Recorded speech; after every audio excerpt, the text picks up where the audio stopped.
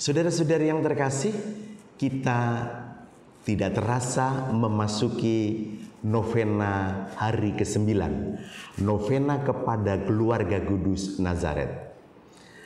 Kita akan mendengarkan bacaan Injil nanti dari bacaan sesuai kalender liturgi pada hari ini, Rabu 23 Desember 2020. Mari kita buka dengan doa. Dalam nama Bapa dan Putera dan Roh Kudus. Amin. Allah Bapa yang penuh kasih, kami mengucap syukur dan terima kasih Engkau sertai sampai hari ini. Kami bersyukur atas bulan keluarga. Di masa Advent, kami menanti kedatangan Putramu Yesus.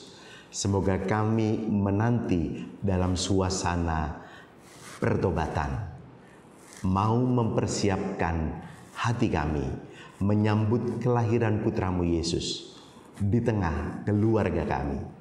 Seluruh doa ini ya Bapa, kami panjatkan dengan pengantaraan Kristus Tuhan kami. Dalam nama Bapa dan Putera dan Roh Kudus. Amin. Inilah Injil Yesus Kristus menurut Lukas. Lukas bab 1 ayat 57 sampai dengan 66. Genaplah bulan bagi Elisabet untuk bersalin, dan ia melahirkan seorang anak laki-laki. Ketika para tetangga serta sanak saudaranya mendengar bahwa Tuhan telah menunjukkan rahmat-Nya yang begitu besar kepada Elisabet, bersukacitalah mereka bersama-sama dengan dia. Maka datanglah mereka pada hari yang ke-8 untuk menyunatkan anak itu, dan mereka hendak menamai dia Zakaria menurut nama bapaknya. Tetapi Elisabet ibunya berkata, "Jangan, ia harus dinamai Yohanes." Kata mereka kepadanya, "Tidak ada di antara sanak saudaramu yang bernama demikian." Lalu mereka memberi isyarat kepada bapaknya untuk bertanya nama apa yang hendak diberikannya kepada anak itu. Zakaria meminta batu tulis, lalu menuliskan kata-kata ini. Namanya adalah Yohanes. Dan mereka pun heran semuanya. Seketika itu juga terbukalah mulut Zakaria, dan terlepaslah ikatan lidahnya. Lalu ia berkata-kata dan memuji Allah. Maka ketakutanlah semua orang yang tinggal di sekitarnya, dan segala peristiwa itu menjadi buah tutur di seluruh pegunungan Yudea. Semua orang yang mendengarnya merenungkannya dan berkata, "Menjadi apakah anak ini nanti? Sebab tangan Tuhan menyertai dia." Demikianlah Injil Tuhan. Terpujilah Kristus. Saudara-saudari yang terkasih, kita sedang memasuki masa Advent, menanti kedatangan Yesus di hari Natal. Ada 4 minggu, warnanya ungu. Kita diajak untuk bertobat, berpantas diri, berpantas hati, menyambut kedatangan Tuhan Yesus. Di masa Advent ini, Komisi Kerasulan Keluarga Keuskupan Agung Jakarta mencanangkan sebagai bulan keluarga. Nah, salah satu acaranya adalah novena kepada keluarga kudus Nazaret. Dan tidak terasa kita sudah memasuki novena hari terakhir atau hari ke-9. Karena bacaan Injilnya berkaitan dengan kelahiran Yohanes Pembaptis, maka dalam kaitan dengan bulan keluarga, saya ingin mengajak kita semua untuk merenungkan hakikat anak dalam keluarga. Ketika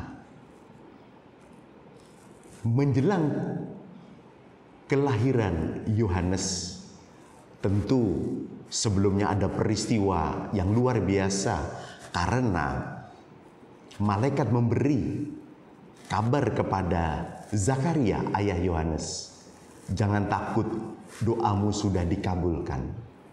Tapi kita tahu sebelumnya Zakaria tidak percaya dengan pemberitaan malaikat, maka dia menjadi bisu.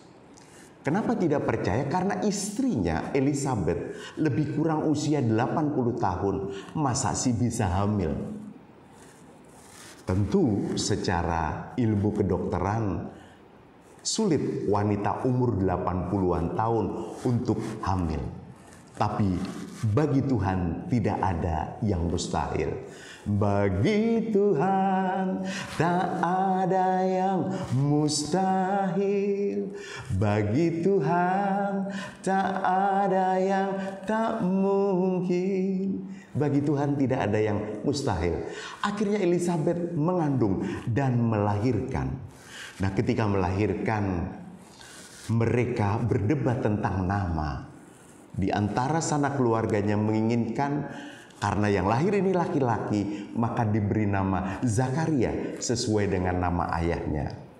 Kalau dalam bahasa sekarang itu Fam atau Marga, itu memang dari nama ayah. Tetapi Elizabeth segera menjawab, tidak, namanya adalah Yohanes. Saya membayangkan mereka juga masih berdebat dan akhirnya diberikan kesempatan kepada Zakaria, ayahnya. Zakaria adalah imam Abia yang saleh. Lalu Zakaria meminta batu tulis dan menuliskan nama. Ternyata yang luar biasa, namanya adalah Yohanes. Seketika itu juga mereka yang hadir di situ tercengang, tetapi Yohanes, nama yang disebutkan oleh Zakaria atau yang ditulis di batu tulis, itu akhirnya membuat Zakaria bisa berbicara lagi dan terlepaslah ikatan di lidahnya. Lalu orang-orang yang ada di sekitar situ bertanya-tanya, akan menjadi apakah anak ini nanti? Dan kita tahu dalam perjalanan waktu kita sebagai orang beriman, Yohanes Pembaptis adalah perintis jalan untuk Yesus. Kita masih ingat dulu Bunda Maria ketika mengandung Yesus mengunjungi Elizabeth saudarinya yang sedang mengandung Yohanes Pembaptis. Jadi dua wanita yang sedang hamil atau mengandung itu, yang muda mengunjungi yang tua, dan yang menarik adalah Yohanes lebih tua 6 bulan daripada Yesus, maka dia merintis jalan untuk kedatangan Yesus. Pada waktu itu memang dikatakan Yohanes itu berpakaian bulu unta, makanannya belalang, minumnya madu hutan, tapi seruannya seperti dinubuatkan oleh Nabi Yesaya. Ada orang yang berseru-seru di padang gurun, luruskanlah jalan bagi Tuhan. Ternyata di perjanjian baru kita mengenal orang itu adalah Yohanes Pembaptis. Tapi seruannya, bertobatlah dan berilah dirimu dibaptis. Banyak orang terkagum-kagum dengan figur Yohanes Pembaptis. Dan Yohanes Pembaptis sudah mulai banyak pengikutnya. Dan mereka bahkan menerka jangan-jangan dia adalah Mesias. Tapi Yohanes Pembaptis tetap rendah hati. Bahkan mengatakan, aku hanya membaptis kamu dengan air. Tapi dia yang akan datang, membuka tali kasutnya pun aku tidak layak. Dan seruan baptisan atas nama pertobatan membuat Yohanes menjadi terkenal. Karena banyak orang yang mau dibaptis. Satu di antaranya adalah pribadi yang luar biasa. Pribadi yang paling agung. Yang sekarang menjadi sesembahan kita atau yang kita puji dan kita imani, dia adalah Yesus. Yesus dibaptis di Sungai Yordan oleh Yohanes. Kita tahu Yesus itu tidak berdosa, tetapi mau ikut baptisan pertobatan Yohanes. Maka begitu rendah hatinya Yesus ketika baptisan itu sampai kepada giliran Yesus. Langit terbuka, Roh Kudus turun dalam rupa burung merpati, dan terdengarlah suara, "Inilah putraku yang kukasihi, kepadanya lah aku berkenan." Jadi Yohanes Pembaptis itu perintis jalan untuk Yesus, orangnya rendah hati. Junjungan kita, Yesus pun amat sangat rendah hati. Maka kita diajak, salah satu wujud pertobatan kita adalah mari kita belajar untuk rendah hati. Karena bacaan Injil ini konteksnya adalah kelahiran Yohanes, saya jadi ingat sebuah keluarga tentu akan mengalami yang namanya peristiwa kelahiran anak buah kasih dari sepasang suami istri. Ada yang memang mudah untuk hamil dan melahirkan, tapi ada seorang istri atau seorang calon ibu yang sulit untuk hamil dan tentu juga sulit untuk melahirkan. Ada yang hamil lagi 2 tahun kemudian, 3 tahun kemudian hamil lagi, lalu anaknya akhirnya berderet. Itu ada loh, ya, itu subur sekali istrinya. Tapi ada yang punya kesulitan sampai sudah berobat ke sana kemari, bukan hanya dokter dalam negeri tapi sudah keluar negeri. Bahkan ada yang punya usul, udah mancing aja, coba mengadopsi anak. Ada loh banyak pasangan suami istri karena mengadopsi anak akhirnya lalu terpancinglah secara natural ibunya atau istrinya itu dapat hamil, lalu akhirnya punya anak. Ada banyak nasihat, tapi intinya adalah bagaimana sekarang kita menghayati anak dalam keluarga. Sebenarnya semua anak itu adalah anugerah dan titipan Tuhan. Ada yang dilahirkan sendiri, ada yang dilahirkan oleh orang lain jika itu diadopsi. Tapi tetap kita harus sayangi dia.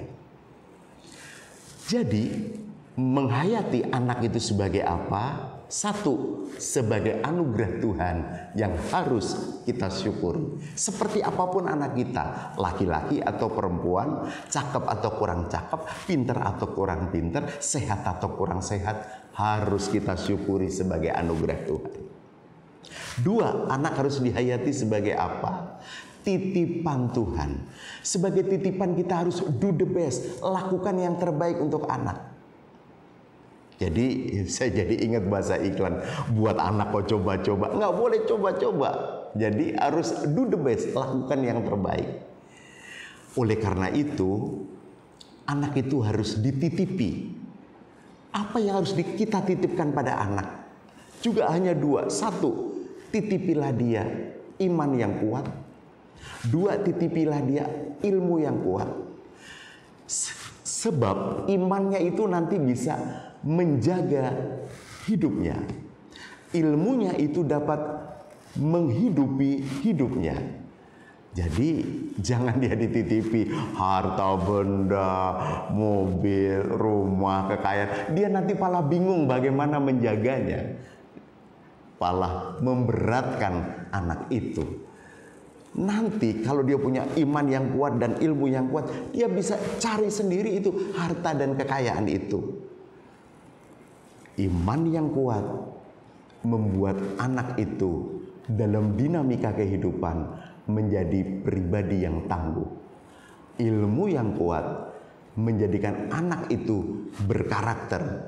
Bahkan nanti bisa pandai ini, terampil ini, lalu bisa mandiri, lalu bisa bermanfaat buat banyak orang. From zero to be hero itu banyak loh sejarahnya.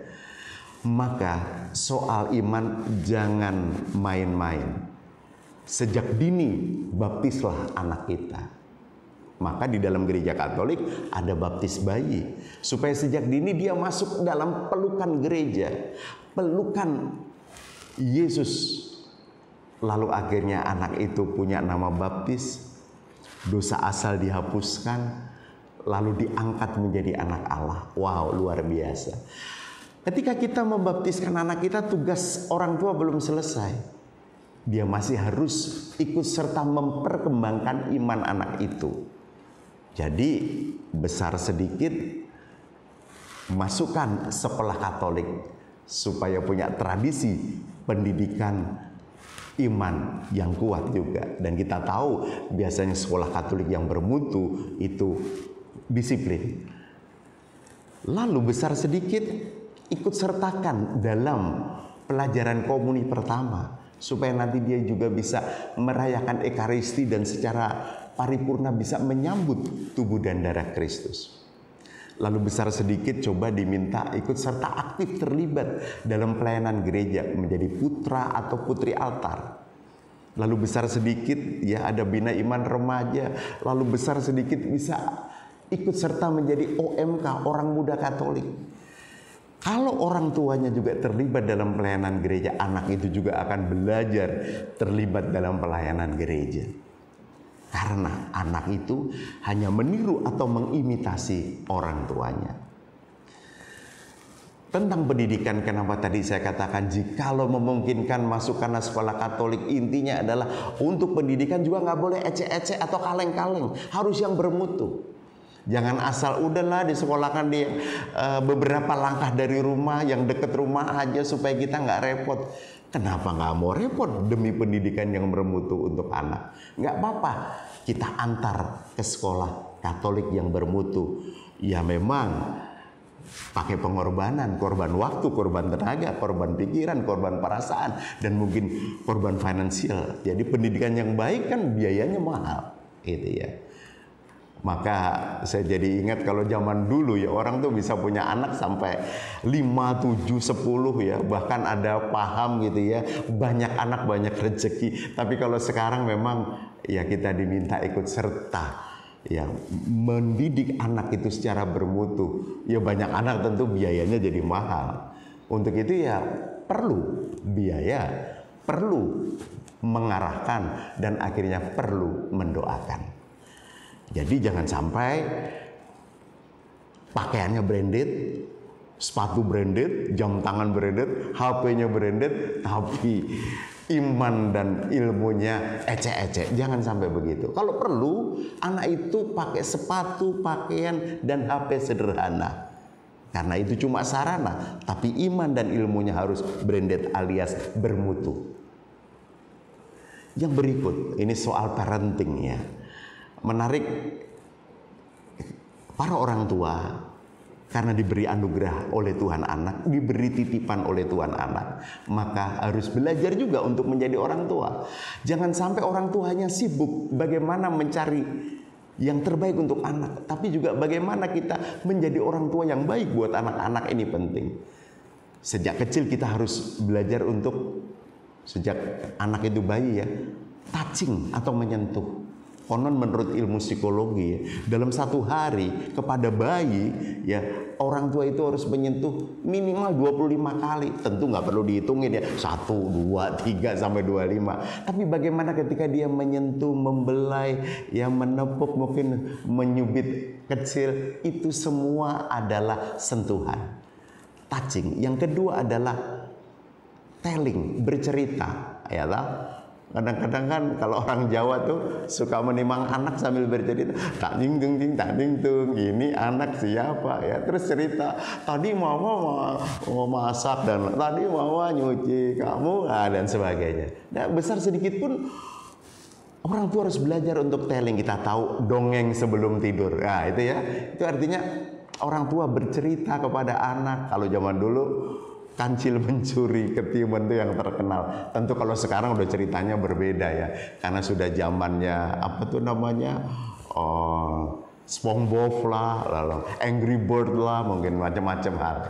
Dan setelah Telling adalah teaching, mengajarkan. Mengajarkan itu penting. Kenapa anak kita ketika masih kecil sering menyenggol gelas dari meja lalu jatuh dan pecah. Lalu biasanya orang tua marah, sudah berapa gelas dan piring yang pecah. Sentralnya jangan barang berapa yang pecah, tetapi sentralnya adalah anak itu. Maka perlu mengajarkan, D atau nak, kalau naruh gelas atau piring jangan di pinggir meja tapi di tengah. Supaya apa? Tidak mudah tersenggol dan jatuh pecah. Anak itu akan terus mengingat di dalam memorinya, mamaku pernah mengajarkan itu. Menaruh piring dan gelas tidak di pinggir meja tapi di tengah. Jadi bukan emosi dan marah-marahnya, sudah berapa gelas dan piring yang pecah, tapi pengajarannya, teachingnya. Lalu yang keempat adalah tutoring ya. Tidak sekedar mengajar tapi memberi contoh, memberi teladan. Misalnya tanpa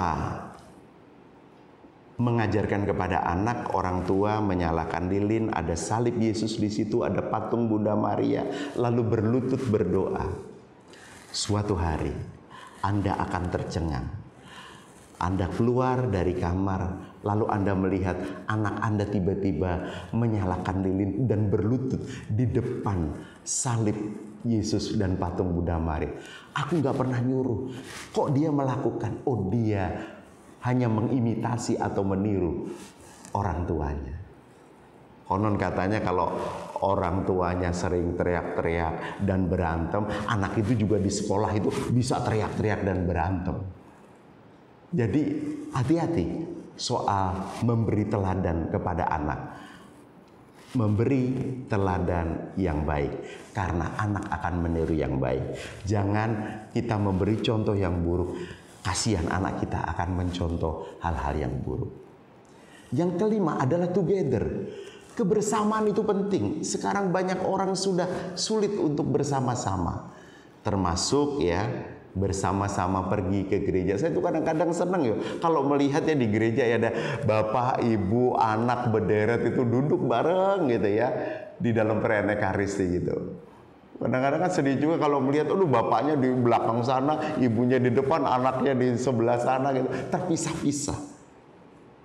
Dan lebih luar biasa lagi adalah jikalau bukan hanya jalan bareng ke restoran, jalan bareng ke bioskop, jalan bareng ke mall atau ke tempat rekreasi, tapi berdoa bareng di rumah itu juga luar biasa. Tentu di saat pandemi COVID-19, di saat perjumpaan menjadi kesulitan tertentu, maka orang sering berkumpul di rumah. Ini juga poin positifnya. Antara lain juga ikut misa live streaming bersama, lalu berdoa rosario bersama, dan ada banyak kebersamaan itu. Jadi ada 5: menyentuh, bercerita, mengajarkan, memberi teladan, dan bersama-sama dengan anak. Itu penting banget. Nah, sebagaimana ketika Yohanes lahir, akhirnya diberi nama Yohanes, tentu mempunyai harapan. Walaupun Shakespeare itu berkata apa arti sebuah nama, tapi pentinglah kita memberi nama kepada anak kita, dan nama itu tentu membawa harapan. Contoh, misalnya saya diberi nama oleh bapak ibu saya Susilo Wijoyo. Aloysius adalah nama baptisnya. Tentu bapak ibu saya punya maksud. Suatu hari saya bertanya gitu ya, antara lain tentang arti sebuah nama kepada orang tua saya. Oh, Su itu kalau untuk Jawa artinya baik. Susila itu artinya sopan. Wijoyo ya itu Wijaya, bahasa Indonesianya itu ada kata jaya. Nah, harapannya bapak saya, ibu saya mengharapkan saya nanti bertumbuh dan berkembang menjadi anak yang baik, sopan, dan berjaya. Tentu konteks berjaya adalah sesuai dengan ukuran masing-masing berbeda. Tentu ada yang ukuran segini sudah berjaya, ada yang bilang ukuran segitu baru berjaya. Harapan itu adalah penting. Yohanes artinya perintis jalan untuk Yesus. Dan harapan itu ternyata memang luar biasa. Ketika banyak orang menganggap Yohanes adalah jangan-jangan dia Mesias. Enggak, saya hanya mempersiapkan. Nah, itu kan berarti terlaksana. Dia hanya perintis atau mempersiapkan Yesus datang. Bahkan kita tahu Yohanes itu orang yang rendah hati.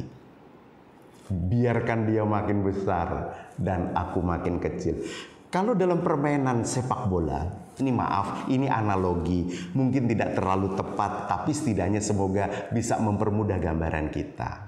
Saya membayangkan kalau dalam permainan sepak bola, Yohanes Pembaptis itu adalah pengoper bola cantik ke depan gawang musuh. Lalu akhirnya Yesus yang ada di depan gawang itu menyundul dengan kepalanya atau menendang bola itu dengan kakinya dan melahirkan gol yang indah. Pertanyaannya, siapakah yang terkenal? Yang terkenal adalah pencetak gol indah, bukan pengoper bola yang indah. Tapi tidak akan ada gol yang indah jika tidak ada pengoper bola yang indah. Maka peranan Yohanes Pembaptis itu luar biasa. Dia pengoper bola yang indah untuk Yesus hadir di dunia ini, berkarya, wafat di kayu salib untuk menebus dosa, dan akhirnya kita diselamatkan. Yohanes Pembaptis adalah orang yang berani berkata apa adanya. Ini soal semangat kenabian. Kita masih ingat akhirnya Yohanes Pembaptis itu wafatnya dipenggal kepalanya oleh siapa? Oleh algojonya Herodes. Karena apa? Sebelumnya Yohanes berani menegur Herodias, istri Herodes. Tidak baik engkau mengambil istri saudaramu. Sejak itu Herodias itu sakit hati. Tumpukan sakit hati jadi benci, tumpukan benci jadi dendam, dan dendam itu kesumat dan akhirnya menemukan waktu yang tepat ketika Herodes berjanji kepada para tamu, putrinya menari, apapun hadiahnya akan diberikan, dan akhirnya dia bertanya kepada ibunya, apa hadiah yang harus kuminta? Ternyata yang diminta adalah kepala Yohanes Pembaptis. Berani berkata apa adanya, tidak sembunyi-sembunyi. Maka kita pun semoga di masa Advent itu dimampukan untuk bertobat, rendah hati, berani bicara apa adanya. Yohanes Pembaptis adalah santo yang diperingati bukan hanya bukan hanya wafatnya, tapi juga kelahirannya. Biasanya santo santa itu diperingati hari wafatnya. Sudah ketahuan track record hidupnya itu kudus dan mulia. Maka kita mohon rahmat agar kita juga dimampukan di masa Advent ini untuk bertobat. Itu berarti sadar bahwa berdosa. 2, menyesali dosa-dosa dan mau berubah menjadi lebih baik dan lebih baik lagi. Anak-anak membutuhkan doa dari orang tuanya. Saya bisa seperti ini hari ini, itu juga antara lain berkat doa orang tua. Yohanes Pembaptis juga berkat doa dari Zakaria yang penuh iman dan saleh, dan Elisabeth yang suci itu. Ini mengingatkan akan sebuah lagu. Di doa ibuku namaku disebut, di doa ibuku dengar ada namaku disebut. Mari kita berdoa. Dalam nama Bapa dan Putra dan Roh Kudus. Amin. Yesus, Maria, Yusuf, terangilah kami, lindungilah kami, selamatkanlah kami. Yesus, Maria, Yusuf, kepadamu kami serahkan hati, jiwa, dan hidup kami. Yesus, Maria, Yusuf, dampingilah kami dalam sakrat maut kami. Yesus, Maria, Yusuf, semoga jiwa kami beristirahat dengan tentram sertamu. Semoga dalam segala hal terjadilah kehendak Tuhan yang maha adil, maha tinggi, dan yang dimuliakan segala abad. Amin. Tuhan sertamu dan sertamu juga. Semoga saudara sekalian, keluarga saudara, terutama anak-anak saudara, diberkati oleh Allah yang Maha Kuasa, Bapa dan Putera dan Roh Kudus. Amin.